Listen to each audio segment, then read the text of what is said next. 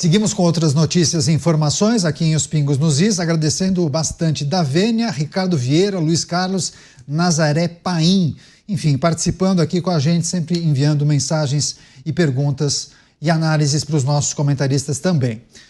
Polícia Rodoviária Federal cancelou todos os acordos de cooperação técnica com os ministérios públicos estaduais e com a Polícia Federal em prol do combate ao crime organizado. Segundo informações publicadas pelo portal G1, essa decisão teria partido do diretor-geral da corporação, Antônio Fernando Souza Oliveira, que diz atender a uma preocupação do Ministério da Justiça, que alega fragilidade jurídica na atuação conjunta. Recentemente, em São Paulo, a parceria entre PRF e Ministério Público produziu operações policiais de relevância, como a Fim da Linha, que revelou a infiltração do PCC no transporte público no comando de empresas de ônibus.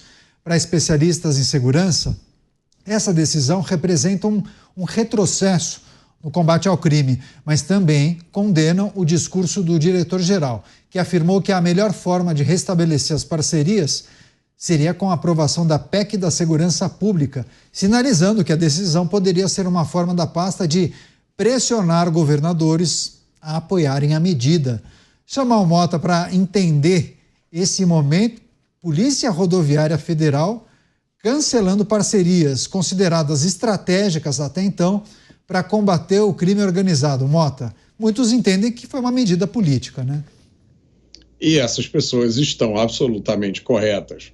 A suspensão da cooperação teve como razão uma suposta preocupação do Ministério da Justiça, que teria observado uma fragilidade jurídica na atuação conjunta.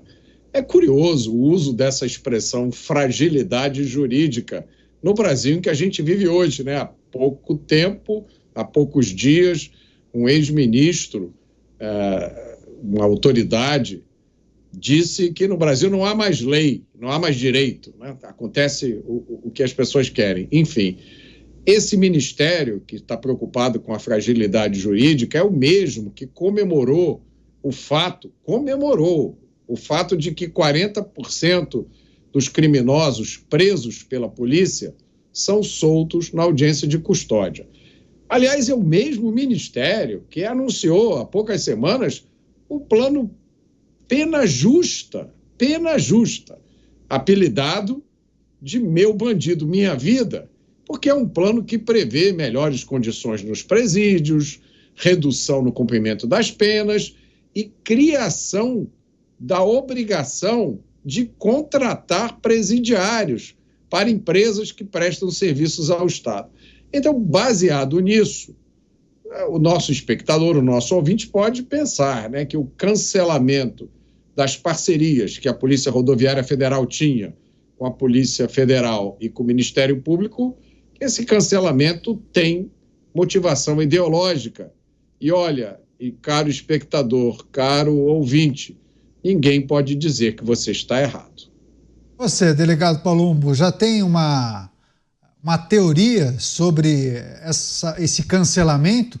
No que isso pode afetar o enfrentamento ao crime organizado? Porque com essas instituições, esses organismos juntos, nós pudemos acompanhar operações muito importantes, inclusive, que identificaram a atuação do crime organizado, por exemplo, no transporte público aqui de São Paulo, né? Algo que a gente vem alertando já há bastante tempo, delegado. É uma boa ação que é cortada pelo diretor-geral da Polícia Rodoviária Federal, mandada pelo ministro, que é mandada pelo presidente da República.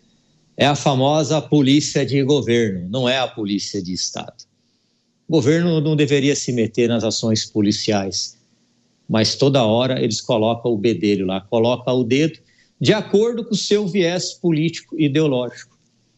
Aqui na Polícia de São Paulo, na Polícia Civil, nós que estávamos ali na linha de frente, falávamos sempre que os diretores colocavam prego na cadeira e eram verdadeiros capachos de secretário e de governador, dizendo amém, mesmo indo contra os interesses da instituição. Tudo isso para não perder a cadeira, que é transitória. A cadeira de diretor vai embora, a instituição fica. É uma vergonha o que fizeram. Quem vai bater palmas mais uma vez é o crime, e é o crime organizado. Pergunta para especialistas de verdade o que eles acham disso. Aqueles que entendem de segurança, e não aqueles que acham que entendem, que nunca saíram de um gabinete, nunca foram numa ocorrência, não sabem o que é uma troca de tiro, não sabem o que é um ambiente hostil. É muito fácil ficar palpitando segurança pública com um terno de 20 mil reais, com uma caneta de 5 no ar-condicionado, cercado de segurança e saindo com carro blindado com escolta. É fácil. Eu quero ver você ganhando um salário de 4 mil reais, tendo que revezar colete, trocando tiro com criminoso, sendo punido pela corregedoria, muitas vezes denunciado injustamente pelo Ministério Público.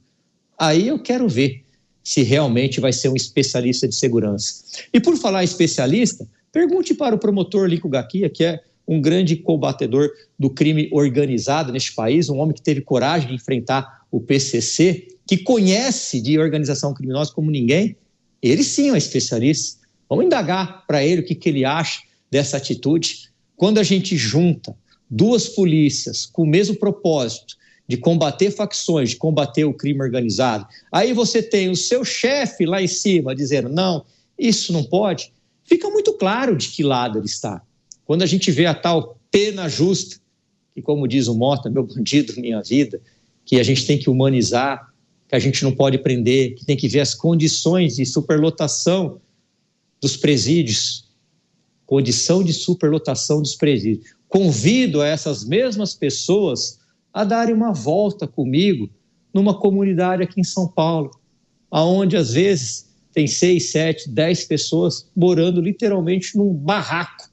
O esgoto passa, não tem 4 refeições por dia, como tem os presos, não tem celular, não tem água quente, que teve um governador anterior que quis colocar água quente para os presos, que falou que era desumano tomar banho de água gelada. Banho de água gelada faz bem para a saúde.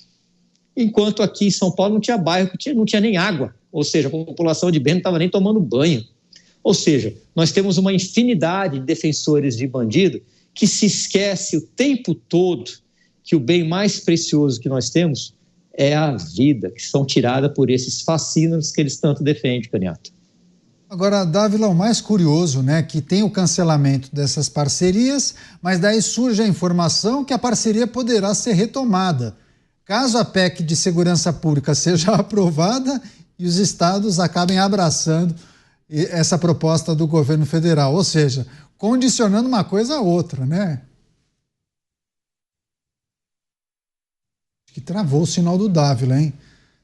Com certeza travou. Ele deve ter escutado, mas por alguma razão ele não conseguiu concluir, ou pelo menos iniciar, porque houve uma interrupção.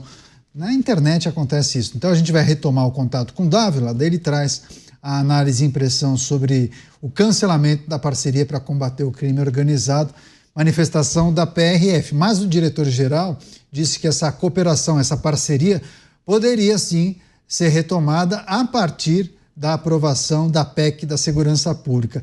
PEC, inclusive, né, Mota, vem sendo muito criticada por vários governadores que entendem que, uma vez aprovada essa proposta de emenda à Constituição, tiraria completamente a autonomia dos governadores no que tange à segurança pública. E essa é uma prerrogativa dos governadores. Essa PEC da Segurança Pública, ela é uma continuação de uma série de medidas que o Estado brasileiro tem tomado que vão na direção contrária do que deveria ser feito.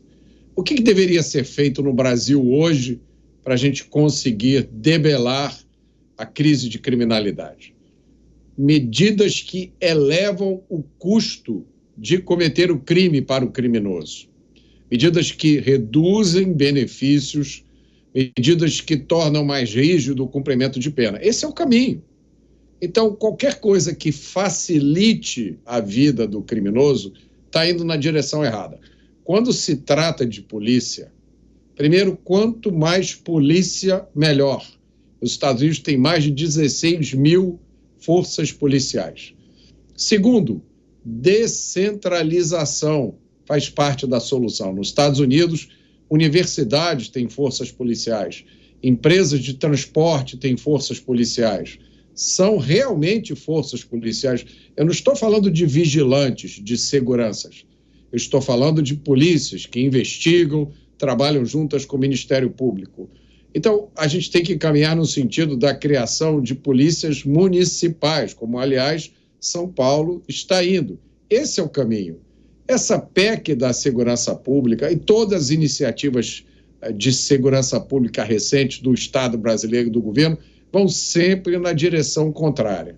Se a gente quisesse realmente uma medida, duas medidas, para que imediatamente a situação do Brasil melhorasse da água para o vinho, eu vou dizer, primeiro, acaba com a progressão de regime. O sujeito foi condenado a 20 anos, ele vai cumprir 20 anos. Acabou. Segundo, acaba com a saidinha. Acaba com a saidinha agora, para que nenhum criminoso preso tenha mais direito a esse benefício absurdo. Então, essas duas medidas já significariam uma mudança gigantesca na nossa vida. A gente ia conseguir respirar, a polícia ia conseguir respirar.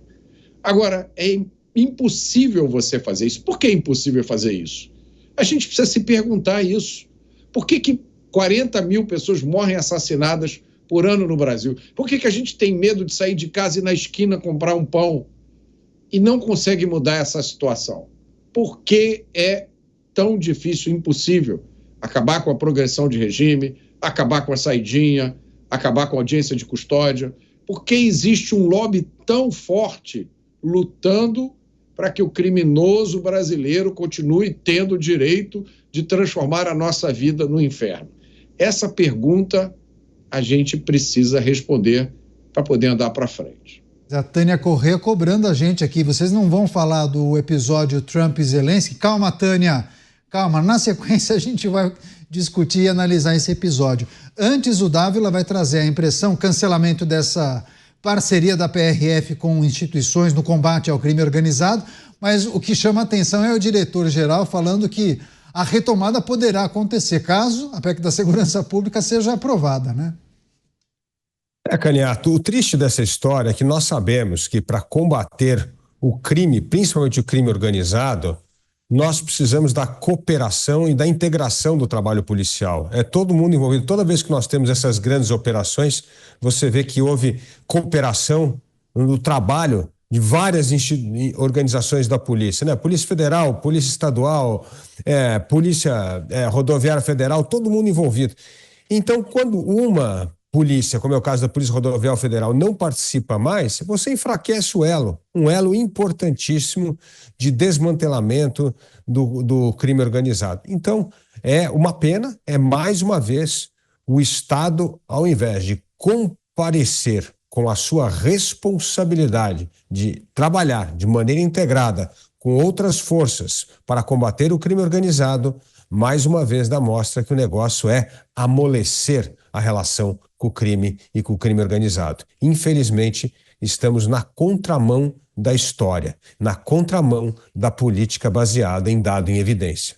Pois é, daqui a pouco a gente vai trazer, inclusive, a notícia, o episódio envolvendo Donald Trump e Volodymyr Zelensky. Mas só para fechar essa discussão, essa análise, delegado Palombo, é preciso também tratar da questão que envolve a PEC da Segurança Pública, né? Então, defendida por integrantes do governo federal, Ministério da Justiça e Segurança Pública, mas muito questionada e criticada por alguns governadores, né, delegado? Seria uma invasão de competência? Com certeza, os governadores sequer foram chamados para essa reunião. Chamaram para apresentar. Tipo assim, você paga o salário e eu faço o que eu quero aqui com o seu funcionário. O governo quer o monopólio da segurança pública, ele só não quer pagar o salário. Isso é absurdo. Essa PEC da segurança pública não deve prosperar. Foi feita por gente que não conhece de segurança pública. Agora, o que o Mota falou é a mais pura verdade. Para acabar com a saidinha foi uma batalha. Acabar com a progressão de regime, que é, você pegou 30 anos, só para explicar para o nosso ouvinte telespectador, você vai ficar 30 anos. Pegou 30 anos de cadeia, vai ficar 30 anos. Eu mesmo tenho uma proposta de minha autoria para acabar com a progressão de regime. Uma proposta de emenda constitucional. Aí eu escuto de alguns deputados que falam, Mas o Supremo fala que é inconstitucional. Espera um pouquinho. Nós não podemos ser subservientes ao Supremo. Nós temos autonomia. Se eu estou tentando, com a ajuda dos meus pares, mudar a Constituição, e não é uma cláusula pétrea, não é inconstitucional. Mas eu escuto isso, inclusive de deputados que se dizem da segurança pública. Aí fica muito difícil, porque ele já desiste antes do caminho. Preciso de 171 assinaturas. Poucos assinaram, poucos não querem que vá para frente. E não precisa ser a minha PEC, não, pode ser de qualquer deputado que eu ajudo. Mas não querem. Aí fica difícil. Aí o governo quer enfiar a PEC da segurança, redigida por ele, sem a participação do secretário de Segurança Pública dos estados, sem a participação dos governadores, que são os maiores interessados em prover segurança para o seu estado, e sem entender que a realidade do Rio de Janeiro não é a mesma realidade da cidade de São Paulo. Sem entender que a realidade da Bahia não é a mesma realidade do Rio Grande do Sul. Não dá para fazer o que eles querem, mas o que eles querem é comandar tudo.